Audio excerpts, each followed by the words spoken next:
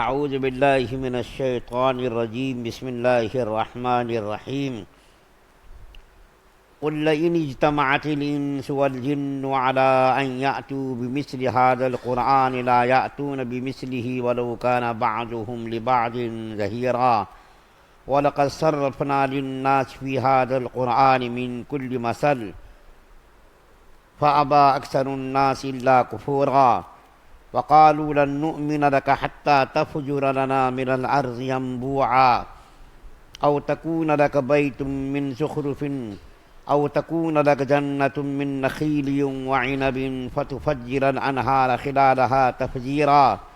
أو تسقط السماء كما زعمت علينا كسفا أو تأتي بالله والملائكة قبيلا أو يكون لك بيت من زخرف أو ترقى في السماء ولن نؤمن لرقيك حتى تنزل علينا كتابا نقرأه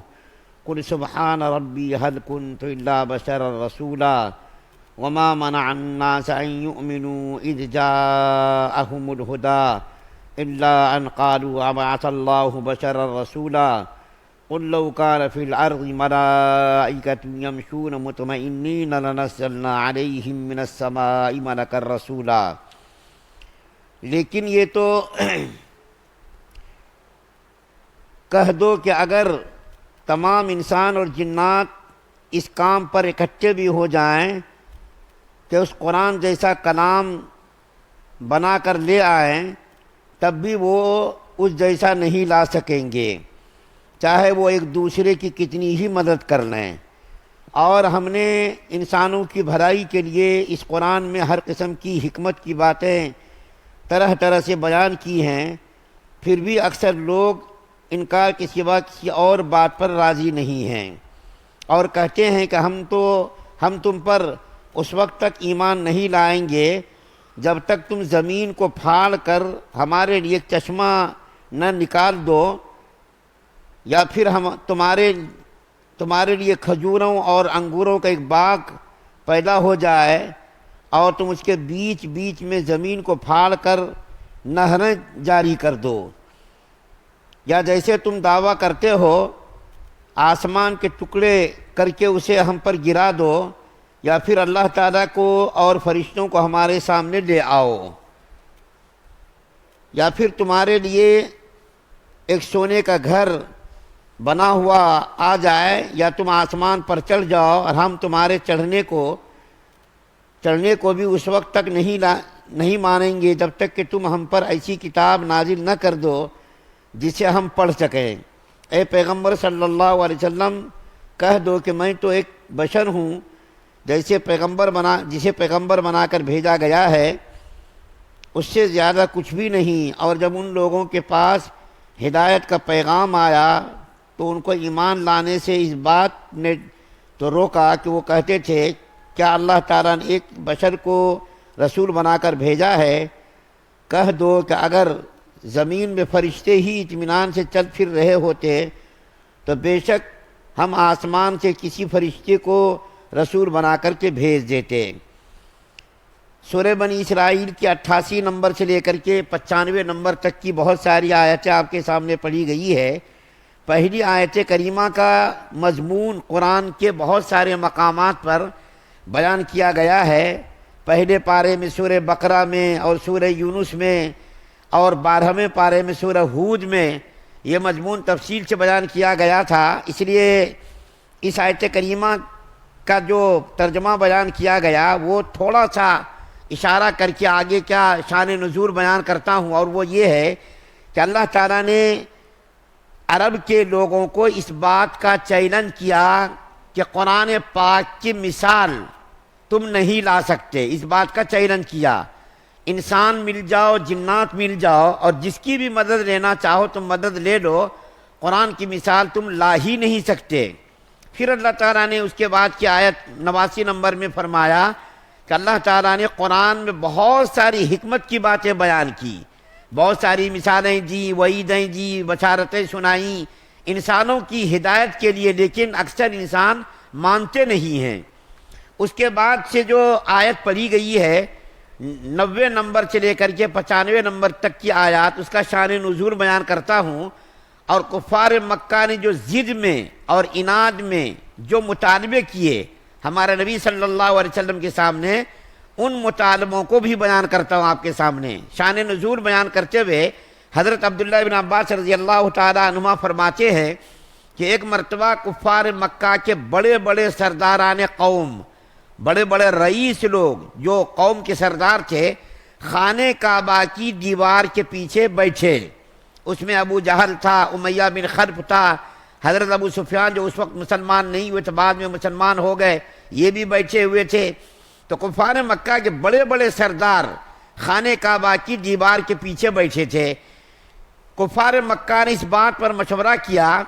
کہ آج محمد صلی اللہ علیہ وسلم کو سامنے پیش کیا جائے اور ان کے سامنے کچھ مطالبے رکھے جائیں، کچھ تقاضے رکھے جائیں۔ ان مطالبوں کو محمد صلی اللہ علیہ وسلم مانتے یا نہیں مانتے آج صاف ہو جائے گا۔ چنانچہ قاصد کو بھیجا گیا، وہ قاصد آیا اور آ کر کے نبی کریم صلی اللہ علیہ وسلم کی خدمت میں حاضر ہو کر کے کہنے لگا کہ اے محمد صلی اللہ علیہ وسلم، مکہ کے سرداران قوم خانہ کعبہ کے دیوار کے پیچھے بیٹھے ہیں، آپ کو وہ لوگ بلا رہے ہیں۔ تو نبی کریم صلی اللہ علیہ وسلم کے دل میں یہ امید پیدا ہوئی کہ شاید وہ لوگ ایمان قبول کر لیں گے، ہماری بات کو سن لیں گے، مان لیں گے۔ ہمارے نبی صلی اللہ علیہ وسلم تو اس بات کے نہایت حریص تھے اور خواہش مند تھے کہ سب کے سب لوگ مسلمان ہو جائیں۔ تو نبی کریم صلی اللہ علیہ وسلم ان کی بات سن کر کے آئے تو کفار مکہ نے کہا کہ آپ بیٹھیے، تشریف رکھیے۔ نبی کریم صلی اللہ علیہ وسلم وہاں بیٹھے۔ کفار مکہ نے ایک آدمی نے کہا کہ اے محمد صلی اللہ علیہ وسلم، آپ مکے میں پیدا ہوئے، پلے بڑھے، جوان ہوئے، آپ صادق الامین ہیں، صادق القول ہیں، ہم نے آپ کو سر آنکھوں پر بٹھایا، ہم نے آپ کو چاہا، ہم نے آپ کی عزت کی، احترام کیا، لیکن پتہ نہیں چند دنوں سے آپ کے اندر یہ تبدیلی کہاں سے پیدا ہو گئی کہ آپ نئی نئی بات کرنے لگے، نیا نیا دین پیش کرنے لگے، اور نئی نئی بات کر کے جو ہے مکہ کے اندر آپ نے اختلاف پیدا کر دیا، انتشار پیدا کر دیا، اور آپ نے جو ہے باپ کو بیٹے سے لڑا دیا، بیٹے کو باپ سے لڑا دیا، میاں بیوی میں لڑائی آپ نے لگا دی۔ مکہ کے اندر آپ کی وجہ سے ایک انتشار پیدا ہو گیا ہے۔ تو ہم آپ کے سامنے کچھ تجاویز رکھتے ہیں، آپ ان تجاویز کو قبول کر لیں تو بہت بہتر ہوگا۔ ان میں سے ایک تجویز ان لوگوں نے یہ پیش کی کہ اگر آپ کو مکہ کی سرداری کی خواہش ہے اور آپ یہ چاہتے ہیں، آپ جو دعوت دے رہے ہیں اور جن باتوں کو پیش کر رہے ہیں، اگر آپ کی ان باتوں سے یہ خواہش ہے کہ مکہ کے ہم سردار بن جائے تو ہم آپ کو سردار بنانے کے لیے تیار ہیں اور اس بات کا اعلان بھی کر دیں گے ہم۔ اس کے بعد دوسری تجویز یہ انہوں نے پیش کی کہ اگر بادشاہت کی خواہش آپ کو ہے تو ہم آپ کو بادشاہ بنانے کے لیے بھی تیار ہیں، اور اگر آپ کو دولت کی خواہش ہے تو ہم دولت دے کر کے مکہ کے پورے لوگوں کی دولت آپ کے قدموں میں نچھاور کر دیں گے اور آپ سب سے زیادہ مالدار بن جائیے، اور سردار بننا سردار بن جائیے، بادشاہ بننا بادشاہ بن جائیے۔ یہ کیا بات ہے کہ آپ جو ہے مکہ کے لوگوں کو برا کہہ رہے ہیں، ان کے دین کو برا کہہ رہے ہیں، ان کے آباء و اجداد کو برا کہہ رہے ہیں، ان کے باپ داداؤں کو برا کہہ رہے ہیں۔ تو آپ یہ برا کہنا چھوڑ دیں اور آپ ان تجاویز پر غور کریں۔ یا تو سرداری چاہیے، سردار بنانے کے لیے تیار ہیں، بادشاہت چاہیے تو بادشاہ بنانے کے لیے تیار ہیں، اور مالدار اگر بننا چاہیں تو مالدار بھی بنانے کے لیے تیار ہیں۔ اور اگر خدا نخواستہ آپ کے دماغ کے اندر فتور آ گیا ہے یا جنات نے آپ کے اوپر اثر کر دیا ہے جس کی بنیاد پر یہ ساری باتیں آپ کہتے ہیں، تو آپ کا ہم بہتر سے بہتر حکیموں سے، ڈاکٹروں سے علاج بھی کرانے کے لیے تیار ہیں۔ تو نبی کریم صلی اللہ علیہ وسلم نے ان تمام باتوں کا یہ جواب دیا کہ نہ تو مجھ کو مالداری کی خواہش ہے، نہ بادشاہت کی خواہش ہے، اور نہ جو ہے میرے دماغ کے اندر کوئی فتور ہے، نہ خلل ہے، نہ میں کسی قسم کی بیماری میں مبتلا ہوں۔ میں تو اللہ کا بھیجا ہوا نبی ہوں، اللہ تعالیٰ کے احکامات کو تم تک پہنچانے کے لیے آیا ہوں بس۔ ان کفار مکہ نے جو ضد اور عناد پر نبی کریم صلی اللہ علیہ وسلم کے ساتھ جو گستاخی کی، اور نبی کریم صلی اللہ علیہ وسلم کے ساتھ انہوں نے جو گستاخانہ انداز میں یہ کہا، یہ آپ ہماری پیشکش کو قبول کیجئے، یا تو آپ جو ہے یہ ہمارے مطالبوں کو پورا کر دیجئے۔ ان میں سے کیا ایک مطالبہ تھا ان کا ہم تم پر اس وقت تک ایمان نہیں لائیں گے جب تک تم زمین کو پھاڑ کر ہمارے لیے ایک چشمہ نہ نکال دو۔ ایک تو مطالبہ ان کا یہ تھا کہ مکہ کے اندر جو پہاڑیاں ہیں ان پہاڑیوں کو اللہ سے دعا کرو کہ اللہ تعالیٰ ان پہاڑیوں کو ہٹا دے، اور ہٹا، کیونکہ ہم لوگ غریب لوگ ہیں، مکہ کے اندر تنگ دستی ہے، مفلسی ہے، غربت ہے، ہم لوگوں یہاں چشمہ نہیں ہے، نہریں نہیں ہیں، تو اللہ سے دعا کرو کہ اللہ تعالیٰ ان پہاڑوں کو یہاں سے ہٹا دیں تاکہ ہم ان پہاڑوں میں کھیتی باڑی کر سکیں، اور ان پہاڑوں کو ہٹا کر کے اللہ تعالیٰ وہاں پر ایک چشمہ جاری کر دے۔ اور اس کے بعد پھر دوسری بات کیا کرے وہ، یا پھر تمہارے لیے کھجوروں انگوروں کا ایک باغ پیدا ہو جائے۔ یہ دوسرا مطالبہ کیا، ایک تو یہ کہ پہاڑوں کو ہٹا دیا جائے اور وہاں چشمہ جاری ہو جائے، یا تمہارے لیے اللہ تعالیٰ انگوروں کا اور کھجوروں کا ایک باغ لگا دے، اور تم اس کے بیچوں بیچ میں زمین کو پھاڑ کر نہریں جاری کر دو، نہریں جاری کر دو پھاڑ کر کے، یا جیسے تم دعوے کرتے ہو آسمان کے ٹکڑے ٹکڑے کر کے اسے ہم پر گرا دو۔ اگر تم سچے نبی ہو، نبی برحق ہو، تو اللہ سے دعا کرو کہ اللہ تعالیٰ آسمانوں کے ٹکڑے کر کے ہمارے اوپر گرا دیں، یا پھر اللہ کو اور فرشتوں کو ہمارے سامنے لے کر کے آؤ۔ دیکھیے کیسی گستاخی ہے، یا تو تم اللہ تعالیٰ کو یا تو فرشتوں کو ہمارے سامنے لا کر کے حاضر کرو کہ ہم اس کو دیکھ لیں، یا پھر تمہارے لیے ایک سونے کا گھر ہو جائے۔ تم تو بالکل غریب ہو، تمہارے جسم پر اچھے کپڑے نہیں ہیں، تمہارے رہنے کے لیے کوئی مکان نہیں ہے، تو اللہ تعالیٰ سے دعا کرو کہ اللہ تعالیٰ تمہارے لیے سونے کا ایک مکان بنا دے، یا تم آسمان پر چل جاؤ۔ دیکھیے کیا انداز ہے بات کرنے کا، یا تم آسمان پر چل جاؤ اور ہم تمہارے چڑھنے کو بھی اس وقت تک نہیں مانیں گے۔ چڑھ جاؤ، چڑھ بھی گئے تو ہم اس وقت تک نہیں مانیں گے جب تک تم ہم پر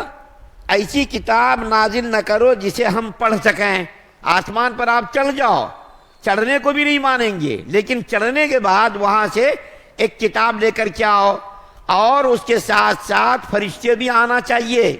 اور اس کے ساتھ ایک گواہی دینے کے لیے ایک آدمی بھی ہونا چاہیے، تو ہم آپ کی بات مانیں گے۔ آسمان پر چڑھ جاؤ، کتاب لے کر کے آؤ، اس کتاب کو ہم پڑھ بھی لیں۔ تو اللہ تعالیٰ اس کے جواب میں فرما رہے، اے پیغمبر صلی اللہ علیہ وسلم کہہ دو کہ میں تو ایک بشر ہوں، میں تو ایک انسان ہوں، میں ایک انسان ہوں، میں ان چیزوں پر قادر نہیں۔ ان تمام چیزوں پر، کھجوروں کا باغ لگانا، نہروں کو جاری کرنا، چشموں کو جاری کرنا، پہاڑوں کو ہٹانا، سونے کا مکان بنا دینا، یہ میرے قبضے قدرت میں نہیں۔ میں تو صرف انسان ہوں، بشر ہوں، نبی بنا کر کے تمہاری ہدایت کے لیے بھیجا گیا ہوں۔ اور ان لوگوں کا ایک مطالبہ یہ تھا کہ میرا تو ان کو ایمان لانے سے اس بات نے تو روکا کہ وہ کہتے تھے کہ اللہ تعالیٰ نے ایک بشر کو رسول بنا کر کے بھیجا۔ یہ کیا بات ہے؟ ان کے پاس نہ تو کھانا ہے، نہ تو اچھا کپڑا ہے، نہ مکان ہے، اور ایسے آدمی کو رسول بنا کر کے بھیجا۔ کیا اللہ تعالیٰ کو کوئی دوسرا انسان نہیں ملا نبی بنا کر کے بھیجنے کے لیے؟ اللہ تعالیٰ نے آپ کو نبی بنا کر کے بھیج دیا۔ تو اللہ تعالیٰ فرما رہے ہیں کہہ دو کہ اگر زمین میں فرشتے ہی اطمینان سے چلتے پھرتے، زمین پہ فرشتے اگر چلتے پھرتے تو اللہ تعالیٰ بھی فرشتوں کو نبی بنا کر کے بھیجتے، لیکن زمین پر فرشتے تو چلتے نہیں ہیں۔ اور اگر اللہ تعالیٰ نبی فرشتوں کو بنا کر کے بھیجتے تو تم اس کی زبان ہی نہیں سمجھتے، جب بھی تمہارا اعتراض برقرار رہتا کہ اللہ تعالیٰ کو کیا انسان نہیں ملا، فرشتوں کو نبی بنا کر کے کیوں بھیجا؟ اصل میں یہاں کفار مکہ کو ماننا نہیں تھا۔ اگر ماننا ہوتا تو نبی کریم صلی اللہ علیہ وسلم کو مان لیتے، چونکہ یہاں ماننا نہیں ہے، اس لیے بہانے بازی کر رہے کہ اللہ تعالیٰ نے آپ کو نبی بنا کر کے کیوں بھیجا، فرشتوں کو نبی بنا کر کے کیوں نہیں بھیجا۔ اگر فرشتوں کو نبی بنا کر کے اللہ تعالیٰ بھیجتے پھر اعتراض ان کا برقرار رہتا کہ اللہ تعالیٰ کو کیا انسان نہیں ملا، کیا ہم لوگ تھے نا، ہمارے سامنے یہ لوگ تھے نا، پھر ان کو نبی بنا کر کے کیوں نہیں بھیجا۔ تو اللہ تعالیٰ نے فرمایا کہ فرشتے تو زمین پر چلتے پھرتے ہی نہیں ہیں، تو اللہ تعالیٰ فرشتوں کو نبی بنا کر کے کیوں بھیجتے؟ فرشتے نہ تو کھاتے، نہ تو پیتے، نہ تو شادی بیاہ کرتے، تو فرشتوں کو اگر نبی بنا کر کے بھیجتے تو فرشتے تو ماڈل بن نہیں سکتے تھے، نمونہ بن نہیں سکتے تھے۔ اور انسان کی بات کو سمجھ سکتا ہے۔ نبی انسان اگر بن کر کے آیا تو وہ کھا کر کے دکھاتا، شادی کر کے دکھاتا، چل کر کے دکھاتا، کاروبار کر کے دکھاتا، تجارت، معیشت، یہ ساری چیزیں ایک نبی انسان ہو تو کر کے دکھا سکتا۔ فرشتے تو کھانے سے معذور ہیں، پانی پینے سے معذور ہیں، شادی بیاہ سے معذور ہیں، اولاد سے معذور ہیں، تو فرشتے تو انسانوں کے لیے نمونہ بن ہی نہیں سکتے، ماڈل بن ہی نہیں سکتے۔ تو اللہ تعالیٰ نے 1,24,000 پیغمبروں کو انسان ہی بنا کر کے انسان کے اندر بھیجا، فرشتوں کو نبی بنا کر کے نہیں بھیجا۔ یہ مضمون بھی قرآن کے اندر بیان کیا گیا کہ ہم نے رسولوں کو مرد